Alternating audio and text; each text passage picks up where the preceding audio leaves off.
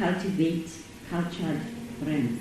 This book, like all our other work, is relevant to organizations, corporates, households, everywhere where there is a system governed by rules.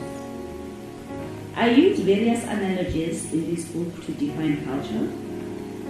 Analogies like the concept of a newlywed bride, relating culture to a giant, and many more. These are the 5 elements that really underpin this book: identity, relationships, pull factor, conviction, and connection. In every relationship, there are 8 principles that we would like to find. These are the 8 principles that we also cover in detail in this book, in terms of the importance, in terms of how to build them, and also in making it integrated into your business expectation. Commitment. Anything that people commit to means there is an exchange and an interchange between the 2 parties. Secondly, it's unity. We cannot have a consistent and inclusive culture unless we have unity. Leadership plays a critical role in the culture. Culture is not owned by HR. Culture is supposed to have a leadership custodian, not a department custodian. Teaching. We all know the importance of teaching. If we didn't teach our children the values we have, the cultures we have, they will not be upholding them today. But somehow in our organizations and in our corporates, when we employ people or when we have people joining our organizations, we don't see a need to teach them. Reward. We tend to reward people who achieve business results irrespective of how they uphold our values and culture. And I think that is still the greatest challenge in corporates and organizations, because if we are saying you can be a star when you are leaving dead bodies behind, can you carry the organization on your own? Embrace. Embrace is more around the elements of gratitude, appreciation. Show appreciation for people who uphold your culture. Show appreciation for your own culture. Show respect for your own culture in your organization. If you are not modeling those behaviors, don't expect to keep anybody accountable or upholding those behaviors.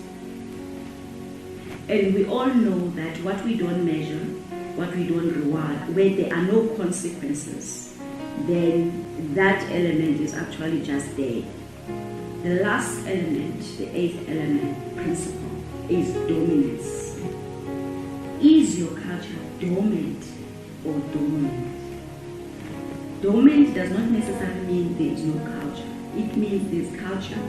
It's put in the walls, it's on the intranet, but when you actually walk the walk in the business, you don't see it. Few elements we also cover in this book is trust and unity. We talk about trust all the time as one of the components we need to be one. But how do we measure trust? How do we make sure that the trust that we have is crisp? In this book, we also provide that the details around how do you make your culture or the trust in your culture crisp.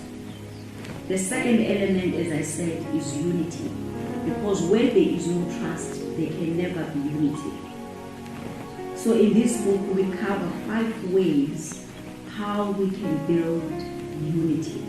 I believe that there is a great connection between being unique being purposeful, and having a competitive advantage.